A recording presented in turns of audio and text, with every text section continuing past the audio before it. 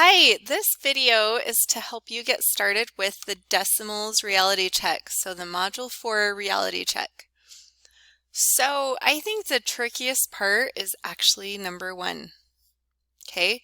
And the reason is you have to make sure to read this whole paragraph carefully. So I don't want to point out every single thing, but just notice this word in bold. They will each need to pay this much for airfare, this much for baggage, this much for admissions, that much for subway fares. They need to pay $75 for food per day. They share rooms. So you have to really read these words carefully to help you know how much. So it's not just going to be straight putting them in. You're going to have to calculate some numbers that you put in here. Okay.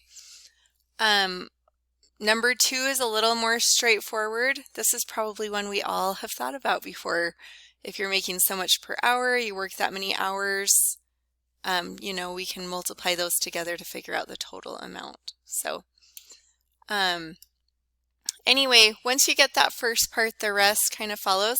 But as usual, if you get stuck, reach out and I would love to help you with this.